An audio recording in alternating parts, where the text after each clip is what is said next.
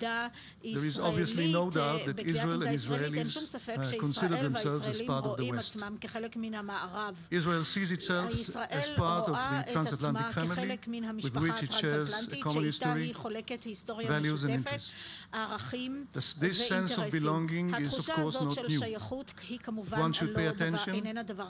What is relatively new is the readiness on the part of Israel to re-engage and seriously re-engage with Europe. That Israel, while it would like the US and the EU to engage more, that it in fact needs them to. At the same time, it's clear that Israel can't wait for us and may have to act on its own and even unilaterally.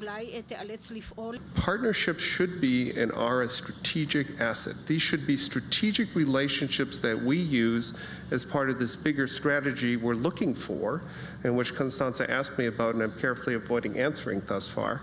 We're looking for how we can use the frameworks we have, which were created 15 years ago in a very different strategic environment, how we can turn those, transform those into strategic relationships to deepen ties, to reshape and reposition ourselves in the neighborhood with you, with other allies, and try to promote more stability and across the region. And this is the time for Israel to figure out what it wants and to make those wishes known in whatever way you think is appropriate. And it's a way for us to start coming up with some of these answers to these big questions.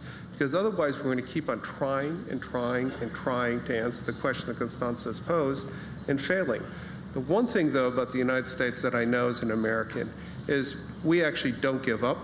We're capable of coming back. We're capable of learning from the mistakes that were made in Iraq and elsewhere. And we're going to keep on going at this until we come up with a better set of strategy and policies. But if I was an Israeli, I would want to be at the center of this debate, at the center of shaping that framework and shaping a future of more common Western strategy toward the region and neighborhood in which you live. Israel's existence as the only democracy in the Middle East has to be a strategic interest of NATO. Needless to say that I, as a German, would go even further. For me, the defense of Israel is an obligation.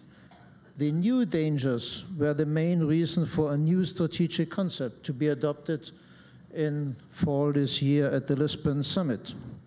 And this strategic concept, as Ron has rightly said, has to address the issue of how NATO wishes to cooperate with partners in its strategic perimeter.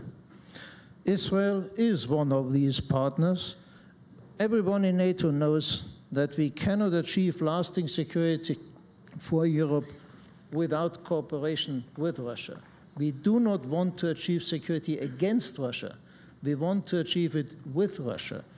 But in order to make the Russians understand that NATO is no longer an enemy, they have also to understand that they will fail again and again if they try to intimidate NATO or to blackmail NATO. That is the Soviet-style foreign policy, and some of the people in the Putin administration have to understand that these days are gone forever.